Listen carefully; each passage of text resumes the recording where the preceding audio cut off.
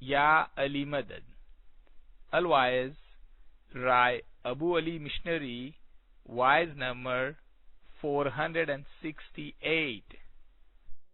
2nd of April 1991, wise in Austin in Texas. Ya Ali Madad.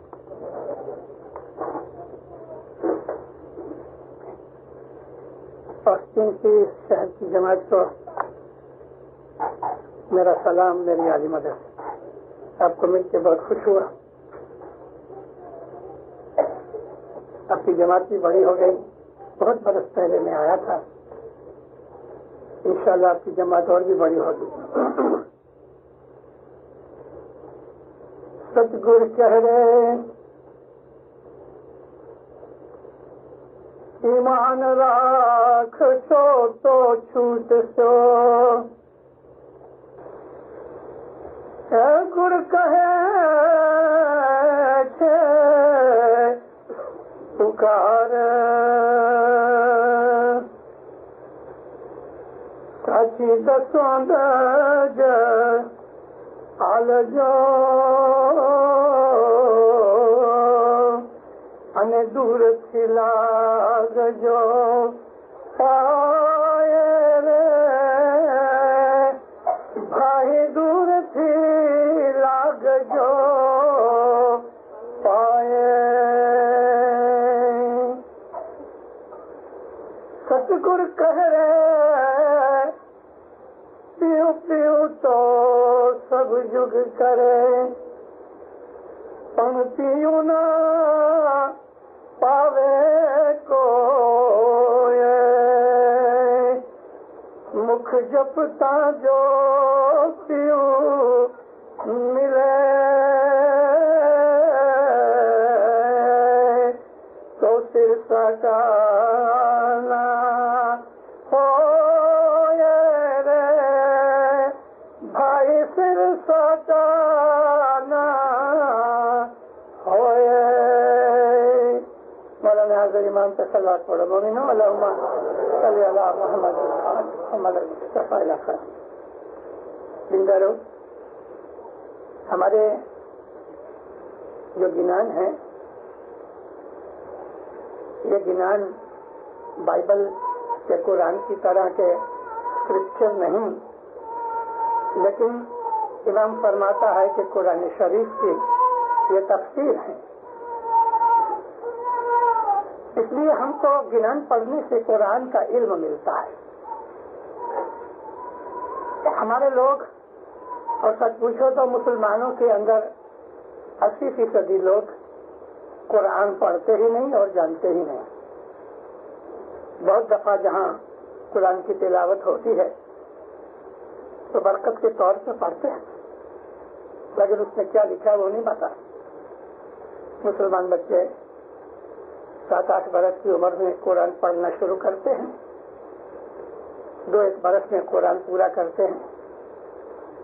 گھر والے ایک خوشی مناتے ہیں، لوگوں کو بلاتے ہیں، کیا ہے جی میرے بچے نے قرآن ختم کیا، یعنی کہ پڑھ گیا ہے. بڑے بڑے مولوی ملا بھی، بڑے بڑے عالم بھی اسلام کے اندر قرآن پڑھتے ہیں برکت کے طور پہ، لیکن قرآن میں کیا لکھا ہے اس کا ہمیں پتہ نہیں. آج 1400 سال سے زیادہ ہوئے. ہجرت کا آج 1415-16 ہے. 1400 برس میں کروڑوں آدمی اسلام کے اندر ہوئے.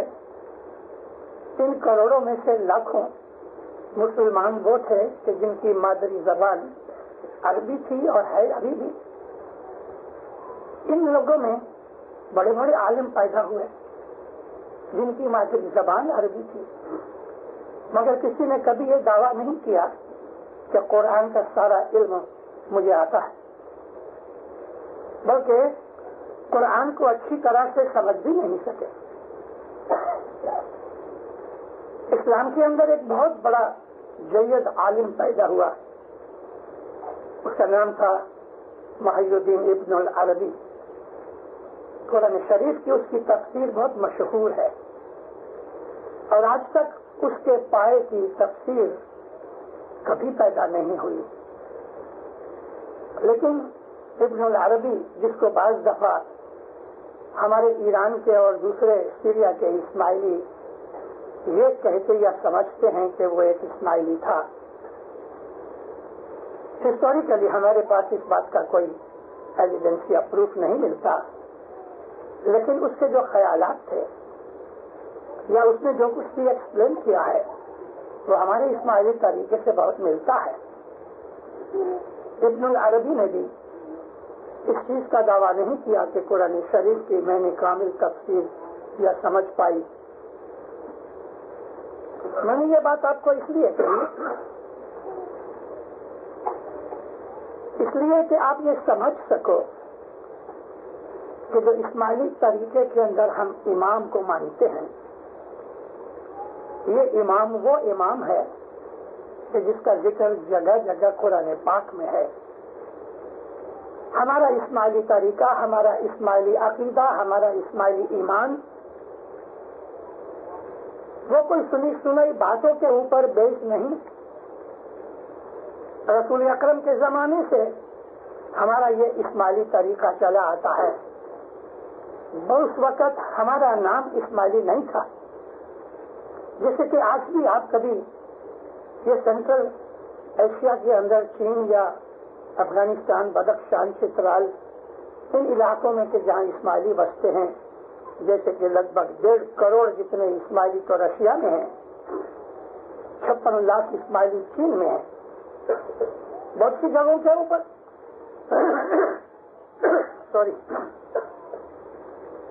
بہت سی جگہوں کے اوپر اسماعیلیوں کو اسماعیلی بھی کہتے ہیں. بہت سی جگہوں کے اوپر ان کا نام درگاہ ہی ہے. بہت سی جگہوں کے اوپر ان کو مولائی کہتے ہیں. پنجاب کے اسماعیلیوں کو شمسی کہتے ہیں. جماعت خانہ ہم کہتے ہیں. ایران کے اندر جماعت خانہ کہتے ہیں. لیکن ایران کے ریموٹ ایریاز کے اندر جماعت خانے کو درگاہ کہتے ہیں، خانقاہ کہتے ہیں، دعوت خانہ بھی کہتے ہیں. رشیا کے اسماعیلی، آپ روس میں جاؤ، رشیا میں، تو کہ مجھے جماعت خانے جانا ہے تو وہ ایک دوسرے کی آنکھیں کریں گے کہ یعنی کیا مطلب. انہوں نے جماعت خانے کا نام دعوت خانہ رکھا ہے. دعوت کہتے ہیں جہاں آپ کو بلایا جائے. اسلام کی تبلیغ کرنا، مذہب کا، دین کا پھیلاوا کرنا، پروپیگیشن کہتے ہیں انگلش میں، اس کو بھی دعوت کہتے ہیں.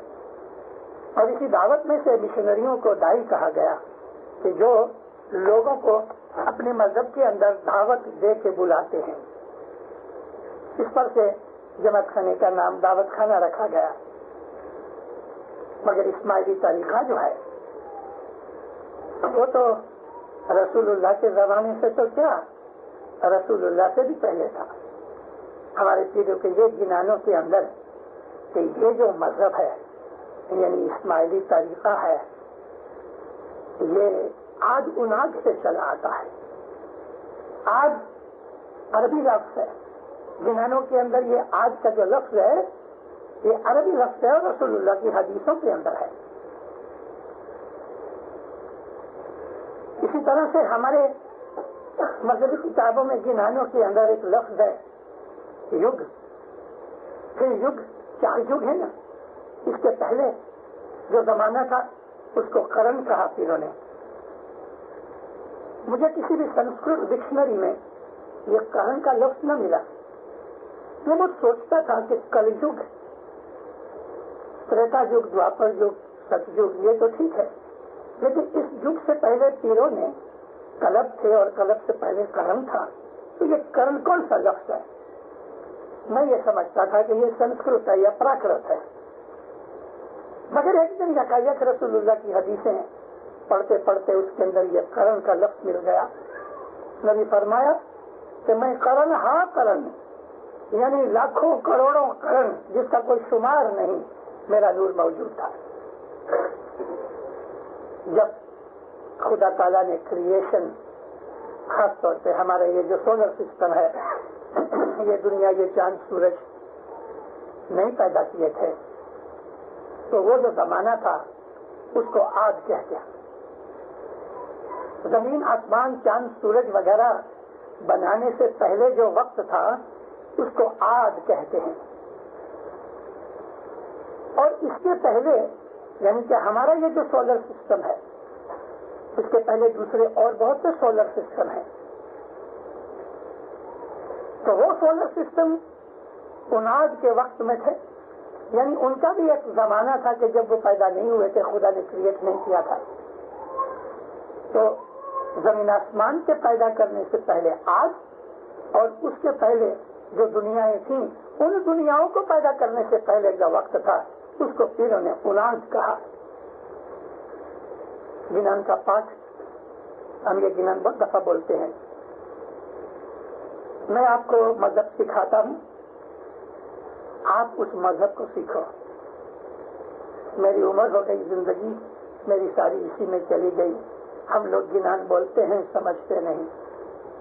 حضرت امام کے فرمان انگلش میں ہیں، گجراتی میں ترجمہ بھی ہوتا ہے، لیکن کتنے آدمی جماعت کے اندر دھیان سے مولا کا کلام سنتے ہیں.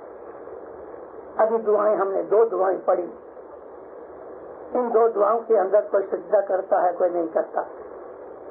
اس جماعت خانے کے اندر میں نے آپ کو دیکھا نہیں ہے. میرا تو منہ نیچے تھا، میں دعا پڑھتا تھا، لیکن میرے دل کی یہ امپریشن ہے اور الحمدللہ یہ امپریشن غلط نہیں. مجھے آپ جماعت کی وائبریشنز ملتی ہیں. کتنے ہیں جو سجدہ نہیں کرتے؟ کتنے ہیں کہ جو اچھی طرح سے شاد و دیدار نہیں لیتے؟ کتنے ہیں کہ وہ تصویر میں ایسا بیٹھے رہتے ہیں؟ مذہب ایک ڈسپلن ہے. یہ ڈسپلن ایسا سخت ہے کہ اگر ہم یہ ڈسپلن پار کریں، مذہب کے اندر جو ڈسپلن اگر ہم سیکھیں تو یہ چیز ہم کو ہمارے جیون میں، ہماری لائف میں کام آتا ہے.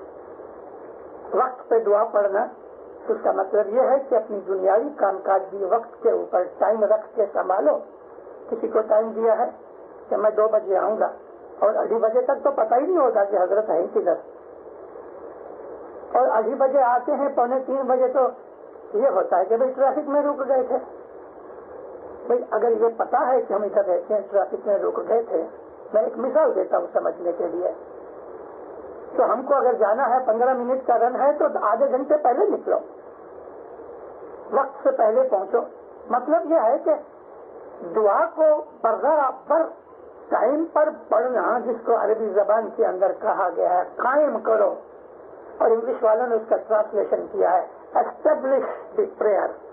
اقیموا الصلاۃ، نماز کو، دعا کو صلاح کہتے ہیں، دعا کو قائم کرو. یہاں قائم کرنے کا مطلب اگر 7 بجے کی دعا ہے تو برابر 7 بجے پڑھی جائے. اگر 4 بجے عبادت کا کام ہے تو 4 بجے عبادت کی جائے، 5 بجے اس کو پورا کرو. مذہب کا یہ ڈسپلن ہمیں کام آتا ہے. اور خدا کو وقت سے یاد کرنے سے ہمارے جو روحانی فائدے ہوتے ہیں، اس کے علاوہ ہمیں جسمانی فائدے بہت ہوتے ہیں. میری عرض تھی کہ جو بھی کام مذہب کا کیا جائے دل سے کرو، برابر دل سے کرو. ویٹ اتارنے کی بات نہیں ہونی چاہیے. اگر فرمان پڑے جا رہے ہیں تو فرمان سنو، مولا کیا کہتے ہیں. مولا ایسی ایسی باتیں کہتے ہیں کہ اگر ہم سمجھ جائیں اور اس پہ عمل کریں تو ہماری دنیا آسان ہو جائے. ابھی حضرت امام نے تھوڑا ٹائم ہوا، مولا نے اپنی یہ اچھا ظاہر کی کہ لوگوں کو کہا جائے، جو کہ یہ فرمان صاحب نے بہت برس پہلے بھی کیے ہیں، لیکن کبھی کبھی وہ ریپیٹ کرتا ہے. ایسا کوئی مولا نے تالیکہ نہیں بھیجا ہے، لیکن وہ آفیسر ملنے کے لیے جاتے ہیں تو امام اشارے کرتا ہے. اس وقت مڈل ایسٹ کی لڑائی کے بعد جو ڈپریشن اور ریسیشن آ رہی ہے، میں آپ جماعت کا خیال دھیان کھینچتا ہوں. کسر کرو، پیسہ بچاؤ، فضول خرچ نہ کرو. جس چیز کے بغیر جل سکتا ہے وہ چیز مت لو. کھانے پینے کے بھی اندر ویسٹیج نہ ہوئے. ایسا کھانا پینا رکھو یا اتنا رکھو کہ پھینکنا نہ پڑے. میں آپ کو یہ نہیں کہتا کہ کنجوس بنو، لیکن اتنا ضرور کہتا ہوں کہ کنجوس بننے کے نزدیک تک ضرور آؤ. پیسے بچاؤ، اور خاص طور پہ کیش فلو آپ کے ہاتھ میں ہونا چاہیے. یہ وقت نہیں ہے کہ آپ بلڈنگوں کے اندر پیسے ڈالو. سخت ضرورت کوئی چیز ہمیں ہوئے تب ہی آپ پیسہ خرچ کرو، وگرنہ یہ کوشش کرو کہ جہاں جہاں یہ فضول خرچ ہو رہا ہے اس کو بند کرو.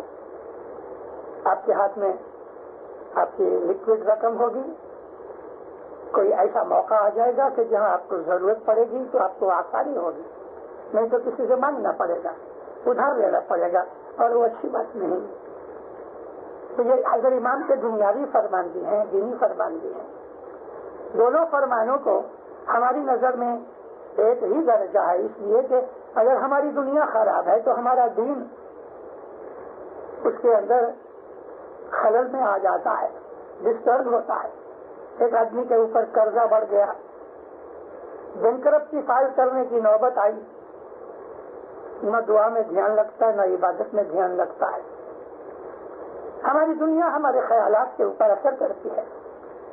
مذہب ہم کو یہ سکھاتا ہے کہ آپ کے خیالوں میں سکون ہوئے. مذہب ہم کو یہ سکھاتا ہے کہ آپ کے دماغ کے اندر راحت ہوئے. مذہب ہم کو یہ سکھاتا ہے کہ آپ کے انتکرن میں خوشی رہے. مذہب ہمیں یہ سکھاتا ہے کہ آپ کا جو نروس سسٹم ہے وہ ڈسٹرب نہ ہوئے. جب انسان کو دکھ آتا ہے، جب انسان کو کوئی فکر چنتا وری آتی ہے دنیا کی، اس کا سوبھاؤ تیکھا ہو جاتا ہے. انگلش میں بولتے ہیں اریٹیٹنگ ہو جاتا ہے. کبھی کبھی وہ روڈ بن جاتا ہے، توچھڑا بن جاتا ہے، ادب حشمت نکل جاتی ہے، جلدی گرم ہو جاتا ہے، ٹیمپرامنٹ میں فرق پڑ جاتا ہے، چھوٹی سی بات میں غصے ہو جاتا ہے، جلدی سے کوئی چیز سمجھتا نہیں، کیونکہ اس کی مینٹل کنڈیشن جو ہے وہ نروس سسٹم کے اوپر اثر کرنے کی وجہ سے اس کے اندر حلیمی، نرمی، سہنشیلتا، خوشی رہنا، کسی چیز کو آرام سے لے لینا، اگر کسی نے گالی دی ہنس کے چھوڑ دینا، یہ وہ باتیں ہیں کہ جو مذہب ہم کو سکھاتا ہے. لیکن انسان جب اریٹنٹ ہوتا ہے، جب ورید ہوتا ہے، دنیا کی اس کو فکر چنتا ہوتی ہے، تو اس وقت اس کی دماغی حالت بگڑ جاتی ہے. مذہب اس کو سدھارتا ہے، مذہب اس کو ٹالرنس بتاتا ہے. بزنس ہے، اس کے اندر لیتی دیتی ہوتی ہے، کبھی نقصان بھی ہو جاتا ہے. اور اگر وہ آدمی مذہبی آدمی ہے، عبادت کرتا ہے، تو بزنس میں جو نقصان ہوتا ہے اس کو وہ ایزیلی ٹیک اپ کر لیتا ہے. چلو ہو گیا، مولا کی مرضی. اس کے دل کا بوجھ اتنا نہیں بڑھتا. لیکن جب ایک آدمی عابد نہیں ہوتا، مذہب کے اوپر نہیں چلتا، خدا کی ہستی کا اسے یقین نہیں کہ خدا میرے ساتھ ہے، تو کیا ہوتا ہے کہ بزنس کے نقصان کے اندر وہ گھبرا جاتا ہے، اور گھبرا جانے سے اس کی سہنشیلتا جو ہے ٹالرنس سے گھٹ جاتی ہے، پیشنس گھٹ جاتی ہے، خوشی نکل جاتی ہے. جوک کرو تو وہ اس کو ٹیک اپ نہیں کرتا، ہنستا نہیں، موڈی بن جاتا ہے. مذہب میں بہت فائدے ہیں. مذہب انسان کو اسٹیبل رکھتا ہے. اونچ نیچ آتی ہے اس کو معلوم نہیں پڑتا. آپ کی گاڑیاں تو ہیں نا، ان گاڑیوں کے اندر شاک ایبزاربرز ہیں، کوئلز ہیں. یہ جو سسپینشن سسٹم اس کو کہتے ہیں، وہ اس لیے ہے کہ روڈ کی کنڈیشن ایک جیسی نہیں. یہ ٹیبل کا جس طرح سے فلیٹ ہموار ٹاپ ہے، رستے ایسے نہیں، اس میں کھڈے بھی ہیں، وائبریشن ہونے کے ہیں، اونچی نیچی ہوتی ہے. لیکن اگر شاک ایبزاربر اچھے ہیں تو آپ اندر بیٹھے ہیں، آرام سے اسموتھلی چلے جاتے ہیں، یعنی آدمی بوٹ میں بیٹھا ہوئے.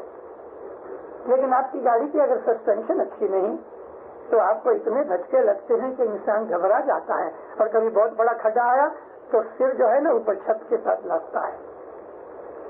مذہب انسان کو شاک ایبزاربر دیتا ہے، دنیا کے شوق اٹھانے کے لیے اس کو طاقت دیتا ہے. کچھ بھی بڑے سے بڑا نقصان بھی ہو جاتا ہے تو انسان اس کو اٹھا لیتا ہے، مولا کی مرضی. لیکن جو دنیا دار ہے اور اس کو دین کا پتہ نہیں، تو وہ دنیا کے چھوٹے سے دکھ کا بھی اندازہ نہیں کر سکتا اور گھبرا جاتا ہے، فرسٹریٹ ہو جاتا ہے. میں نے اپنی ایک واز میں بہت برس ہوئے، شاید یہ واز میں نے پاکستان میں کی تھی.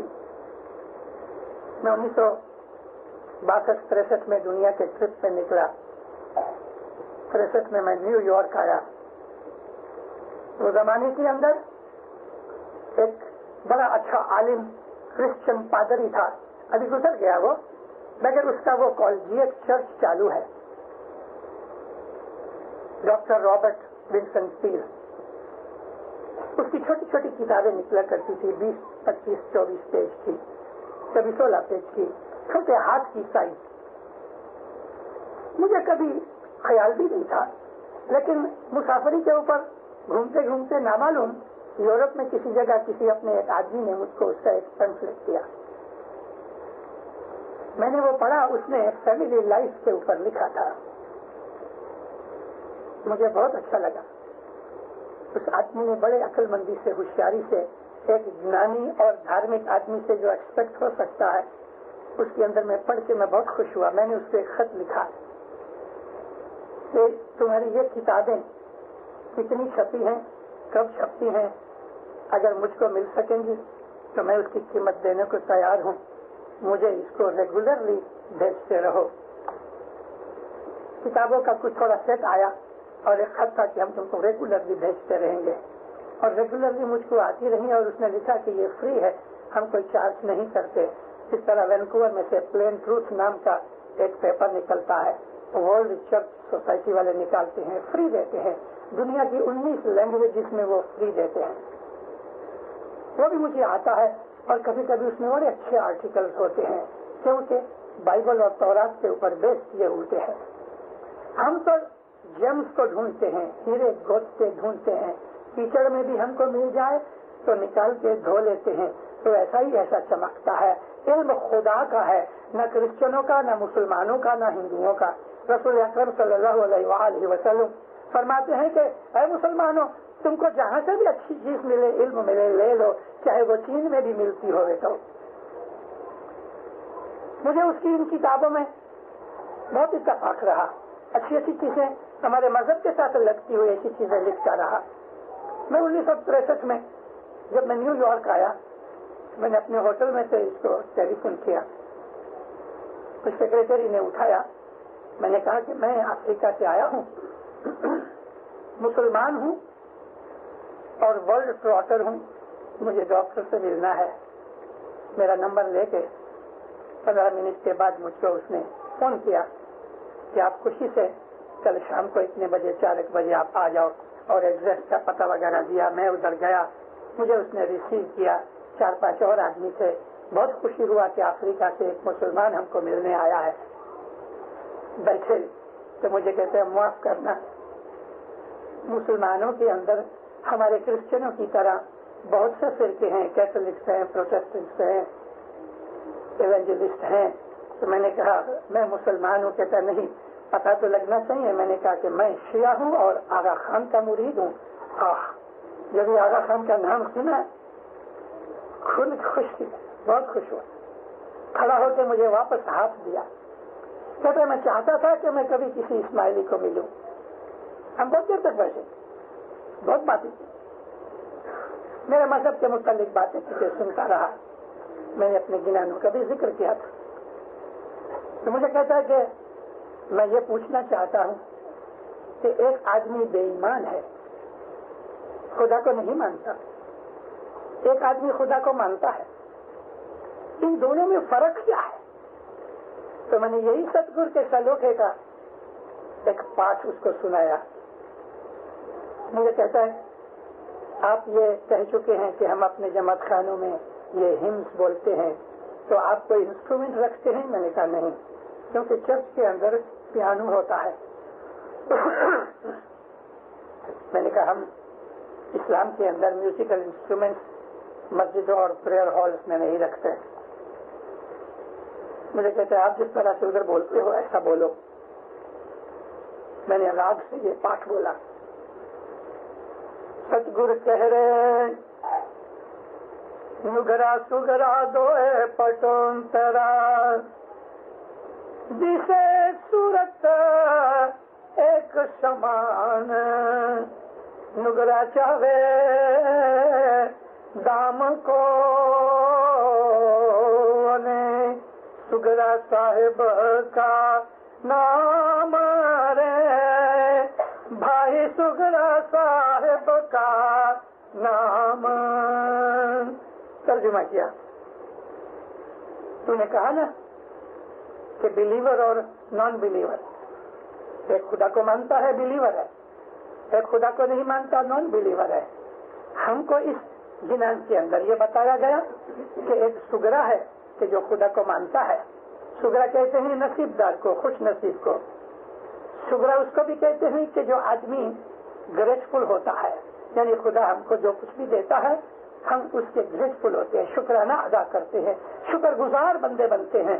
تو جو شکر گزار ہوتا ہے وہ مومن ہوتا ہے. اس کو ہمارے پیروں نے سگرا کہا، یعنی خوش نصیب. نگرا کہتے ہیں انگریٹفل. آپ جس کا ساتھ نیکی کرو وہ اس کو یاد بھی نہ کرے، تھینک یو بھی نہ کرے. انگریٹفل، ناشکرا، وہ آدمی کہ جو خدا کو مانتا ہی نہیں، جس میں نیکی ہے ہی نہیں.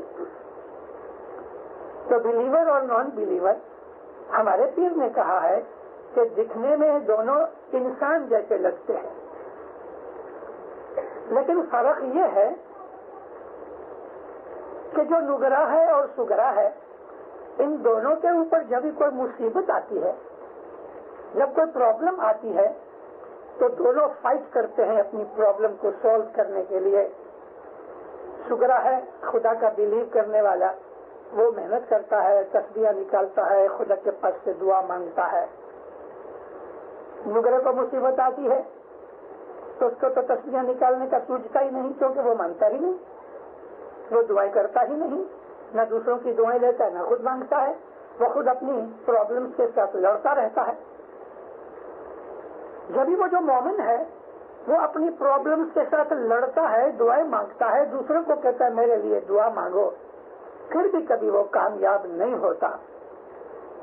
تو وہ آدمی کیا کرتا ہے؟ اچھا یا مولا بہت دعائیں مانگی، بہت محنت کی، پھر بھی میں فیل ہو گیا، میں کامیاب نہ ہوا. یا مولا کس نے بھی میرا کچھ بھلا ہوگا، تیری مرضی، شکر الحمدللہ. وہ اپنی ساری پرابلم کو لپیٹ کے خدا کو سونپ دیتا ہے، اس کا دل ہلکا ہو جاتا. فیل ہو گیا ہے، مار کھائی ہے، دعائیں مانگنے پر بھی فیل ہو گیا ہے، مگر اس نے خدا کے اوپر کوئی الزام نہیں رکھا، خدا کو دوش نہیں دیا.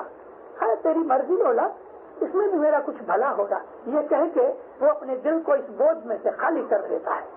لیکن اب وہ جو نگرا ہے خدا کو مانتا نہیں، تسبیحاں نکالتا نہیں، دوسروں کو کہتا نہیں میرے لیے دعا مانگو، وہ اپنی پرابلم سے لڑتا ہے اور پھر بالکل ہتاش ہو جاتا ہے. انگلش میں کہتے ہیں ایگزاسٹ ہو گیا. پھر جب وہ ایگزاسٹ ہو گیا تو فرسٹریٹ ہو جاتا ہے. فرسٹریٹ دماغ بگڑ جاتا ہے، نا امید ہو جاتا ہے. انگلش میں لفظ ہے ڈسپونڈنٹ، نراشا والی. مغز خراب ہو گیا، من بے چین ہو گیا، نروس سسٹم ڈسٹرب ہو گیا، اور بہت کمزور کانسٹیٹیوشن والے آدمی ایسی کنڈیشن میں پاگل بن جاتے ہیں. ان کو ڈپریشن پکڑ لیتی ہے، ان کو دماغی تکلیف ہو جاتی ہے. اور یہ اتنے مینٹل ہاسپٹل ہیں نارتھ امریکہ کے اندر کہ ہمیں حیرت ہوتی ہے. پاگلوں کا پرسنٹیج بہت نارتھ امریکہ میں، کیونکہ بلیف نہیں ہے، ایمان نہیں ہے. کہاں جائیں؟ ایک بچہ ہے، ماں اور باپ کا بچہ ہے. ایک بچہ ہے یتیم ہے، باپ بھی نہیں ماں بھی نہیں. ان دونوں بچوں کی کنڈیشن ایسی ہی ہے کہ جیسی ایک بلیور اور نان بلیور کی، ایک مومن اور کافر کے اندر جو فرق ہوتا ہے ایسا ہی فرق ہوتا ہے. یتیم لڑکا ہے، بھوک لگی ہے، کہاں جاوے؟ کس کو کہے مجھے بھوک لگی ہے؟ رستے پہ کھڑا ہوتا ہے، کسی کو کہتا ہے، منہ بنا کے ہاتھ سے جاتا ہے مجھے ڈالر دو نا، مجھے بھوک لگی ہے. اور جس کے ماں باپ جیتے ہیں اس کو جب بھوک لگتی ہے تو گھر بھاگتا ہے، ماں مجھے بھوک لگی. ہاں بیٹا ابھی تیرے کو دیتی ہوں. بوٹ پھٹ گئے ہیں تو باپ کے پاس گیا، ابا میرے بوٹ ٹوٹ گئے ہیں. اب وہ یتیم بچے کے بوٹ پھٹ گئے ہیں، کون دیتا ہے اس کو؟ ایک ماننے والا آدمی اور ایک خدا کو نہیں مانتا، ان دونوں کے اندر بڑا فرق ہے۔ اب ایسے لوگ بھی ہیں کہ ان دونوں کے بیچ میں ہیں، یوں خدا کو مانتے ہیں، اللہ اللہ کرتے ہیں یا علی علی کرتے ہیں، دعائیں پڑھتے ہیں، جماعت خانے آتے ہیں، لیکن مذہب کے اوپر عمل نہیں کرتے۔ وہ آدھے یتیم ہیں اور آدھے وہ مات پتا والے ہیں، آدھے بلیور ہیں، آدھے کافر ہیں، کیونکہ ان کے دل کے اندر ایمان نہیں ہے۔ یہ فرسٹریٹڈ رہتا ہے ہمیشہ، اس کے دماغ میں ہمیشہ اداسی رہتی ہے، غمگینی رہتی ہے۔ جب وہ بوجھ نہیں اٹھا سکتا تو دماغ گیو اپ کر دیتا ہے، وہ آدمی ڈپریسڈ ہو جاتا ہے، مینٹل کیس بن جاتا ہے۔ کیونکہ اگر اس کا ایمان برابر ہوتا تو وہ کیا کہتا ہے، یا مولا اچھا کہا صحیح، تیری مرضی، اس میں کچھ میرا بھلا ہوگا۔ اس کا ایمان خراب نہیں ہوتا، وہ اپنی کمزوری محسوس کر لیتا ہے اور پھر خدا اس کی مدد بھی کرتا ہے۔ ڈاکٹر رابرٹ ونسن پیل کو میں نے جب یہ ایکسپلینیشن دیا، اس کی آنکھوں میں پانی آیا تھا، کھڑا ہو کے مجھے گلے لگایا، مجھے سے پیوا ہوا۔ بلیور اور نان بلیور کا یہ ڈفرنس آپ کے شاستروں میں جو کچھ ہے وہ ایک اعلیٰ درجے کی چیز ہے۔ جماعت خانے کے اندر آتے ہیں ہم لوگ، کیا کرنے آتے ہیں؟ دعا پڑھنے آتے ہیں، عبادت کرنے آتے ہیں، لیکن کیا ہم اپنے من تن سے اس دعا کے اندر دھیان رکھتے ہیں؟ نہیں، بندارو سوئچ جب تک آن نہیں کرو گے روشنی نہیں ہوگی۔ حضرت شمس ہمارے پیر جو تھے، ان کا نام قلندر تھا۔ قلندر کہتے ہیں کہ جس کے رہنے کا کوئی گھر نہ ہوئے اور وہ گھومتے رہتے ہیں، اور ان کے کپڑے بھی ایسے سادے سمپل ہوتے ہیں، دوسری جوڑی ہوتی ہی نہیں۔ ایک چھوٹی سی تھیلی تھی، اس کے اندر کچھ کتابیں وغیرہ ہوتی تھیں یا کچھ اور ایسا سامان ہو گئے، باقی اور کچھ نہیں۔ تو وہ ہمیشہ گھوما کرتے تھے، ٹوپی پہنتے تھے تو سر میں اس ٹوپی کے اندر مور کا پر لگاتے تھے، جس کو ہم کہتے ہیں مور نو پیچھو لگیو، راجا مہاراجا ایسا لگایا کرتے ہیں۔ داڑھی تھی حضور کی، گول داڑھی رکھتے تھے لیکن لمبی داڑھی تھی۔ پھر شمس گھومتے گھومتے بہاولپور کے علاقے میں ایک چھوٹے گاؤں میں پہنچے۔ وہ گاؤں سارے کا سارا مسلمانوں کا تھا۔ مسجد دیکھی دور سے، جا کے مسجد میں اپنے کپڑے یعنی وہ تھیلی وغیرہ رکھ دی، باہر آئے، تھوڑا ہاتھ منہ دھویا، پانی وغیرہ پیا، تھوڑا آرام کیا۔ تھوڑی دیر کے بعد دوپہر کا وقت ہوا، کچھ لوگ آنے لگے، دوپہر کی نماز کا وقت تھا، جمعے کا دن تھا۔ حضور اٹھے، بیٹھ گئے۔ پھر کچھ دیر کے بعد ملا آیا، تکبیر ہوئی، اقامت ہوئی۔ اقامت کہتے ہیں نماز شروع کرنے کے لیے کھڑا ہونا۔ نماز شروع ہوئی، پھر شمس بھی کونے میں سے نکل کے ادھر آ گئے، نماز میں جوائن ہوئے۔ تکبیر کے بعد سورۃ الحمد پڑھا گیا۔ سورۃ الحمد پورا ہوا تو پھر شمس لائن چھوڑ کے کونے میں جا کے بیٹھ گئے۔ سب مسلمانوں نے نماز پوری کی۔ جو بعد میں آئے ہوئے تھے، نماز پوری ہونے کے بعد پیر کے پاس جا کے کہتے ہیں کیسے فقیر ہو، ادھوری نماز چھوڑ کے چلے آئے؟ تو شمس نے فرمایا کہ بھائی ملا نے جتنی نماز پڑھائی میں نے پڑھی ہے، تو ملا نے تو ساری نماز پڑھائی اور تم تو آدھی نماز چھوڑ کے چلے آئے۔ دیکھو میں نے تم کو کہا ملا نے جتنی نماز پڑھائی میں نے پڑھی، بس اور کیا چاہیے؟ تو ملا کو پکڑ کے لائے۔ ملا نے کہا میں تو ساری نماز پڑھی ہے۔ تو شمس کہتے ہیں ملا جھوٹ مت بول۔ کہتا میں نے ساری نماز پڑھی۔ سب کو کہنے لگا تم تھے کہ نہیں؟ سب نے کہا ہاں ہم نے ساری نماز پڑھی۔ پھر پیر کہتے ہیں ملا جھوٹ مت بول، جس وقت تم والظالین تک پہنچے تو تم اس وقت مسجد چھوڑ کے گھر چلے گئے۔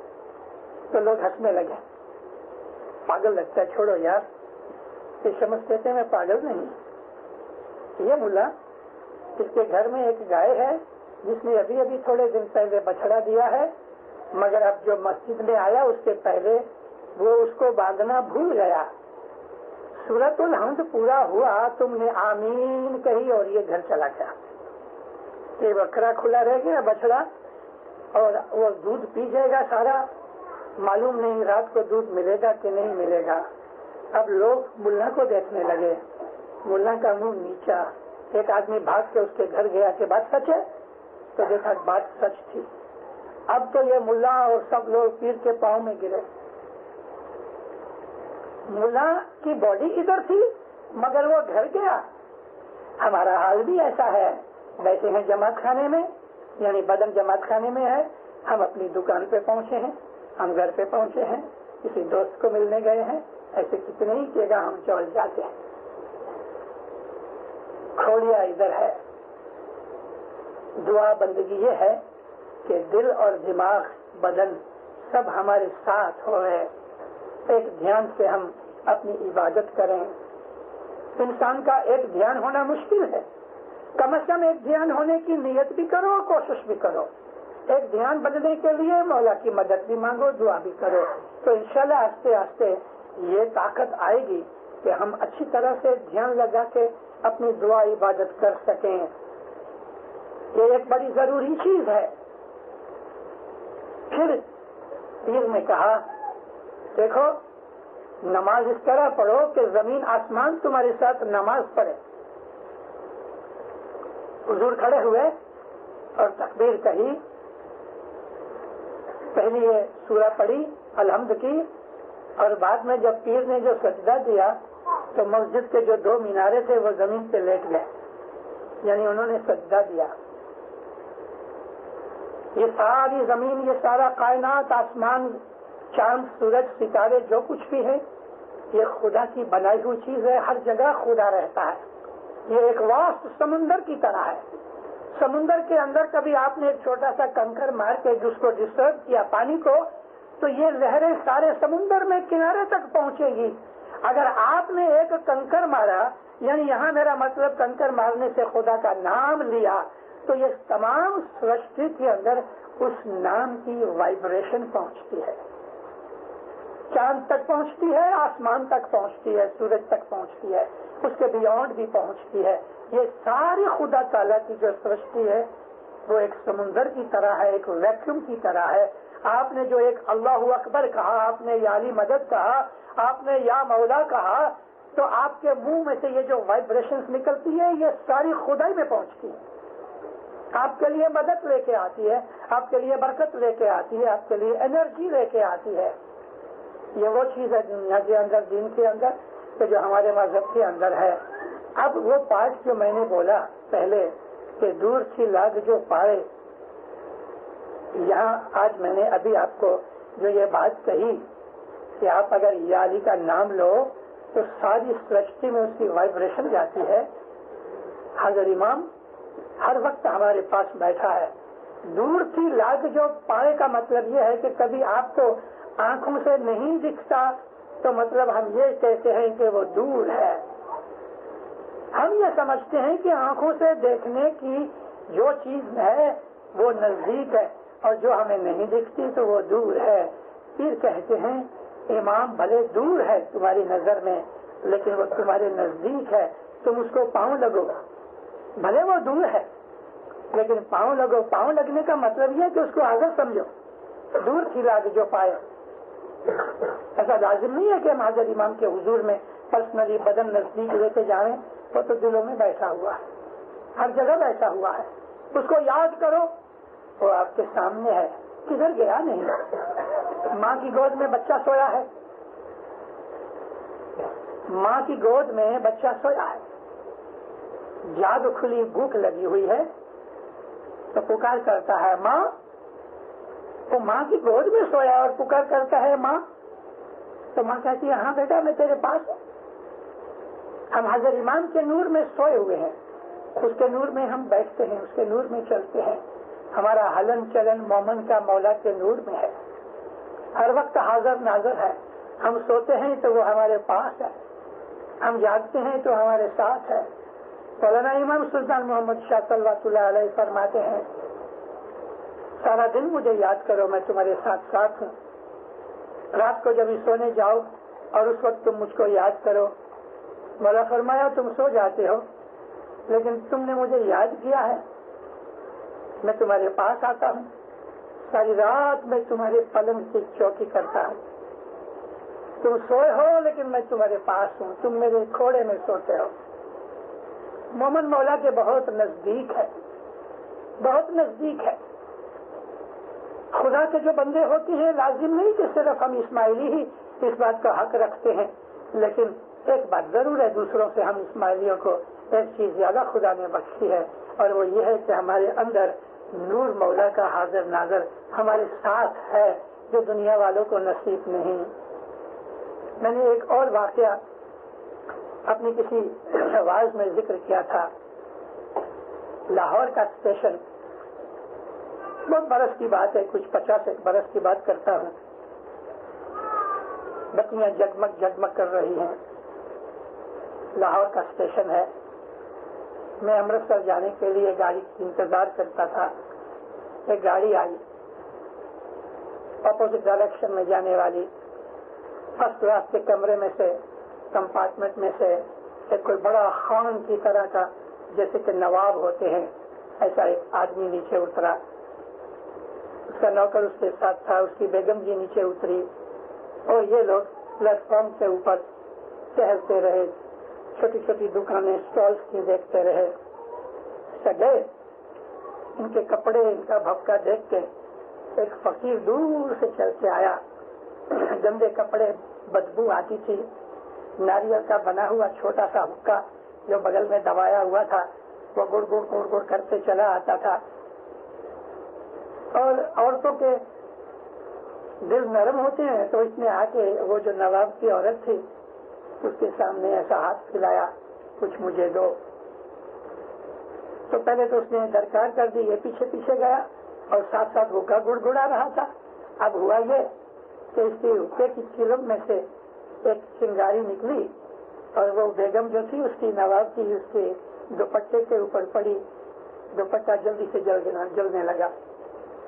اس نے نواب نے ہاتھ لگا کے اس کو بجھایا، اور اس فقیر کو جو ایک تھپڑ مارا ہے، پٹھان آدمی تھا وہ، کتنی دور تک وہ گھسٹتا رہا، الٹ کے گرا.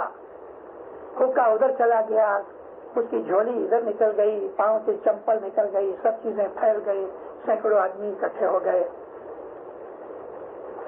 فقیر اٹھا، اپنی چیزیں سمیٹی، گپ چپ جا کے کونے میں بیٹھ گیا، کچھ نہیں کہا، اوپر دیکھتا رہا، کچھ نہیں بولا. 5 منٹ نہیں ہوئے، یہ لوگ تو چلنے لگے. 5 منٹ ہوئے ہوں گے، بہت بہت تو 6-7 منٹ ہوئے ہوں گے، تو یہ آدمی نواب جو تھا، اس کے پیٹ میں درد شروع ہو گیا اور یہ زمین پہ گر پڑا، تڑپنے لگا. عورت سمجھ گئی کہ فقیر کو مارا ہے، فقیر کی بد دعا لگی ہے. اس کے جو نوکر تھے وہ نکل آئے، اور بھی لوگ تھے. تو اس نے شوہر کو تو چھوڑ دیا، نوکروں کو کہا تم دھیان رکھو. یہ گئی ادھر فقیر کے پاس، اس کے پاؤں کو ہاتھ لگایا، بابا میرے شوہر کو معاف کر دو. چپ چاپ بیٹھا رہا، میرے شوہر کو معاف کر دو. بہت جب ہی روئی تو کہتا ہے اس نے اپنے معشوق کے اوپر، یعنی اپنی بیوی کے لیے، اس نے اپنے معشوق کے اوپر غصے ہو کے مجھے مارا. میں جس کا معشوق ہوں اس کو غصہ آ گیا، اس نے مارا، میں کیا کروں؟ یعنی خدا نے اس کو پیٹا.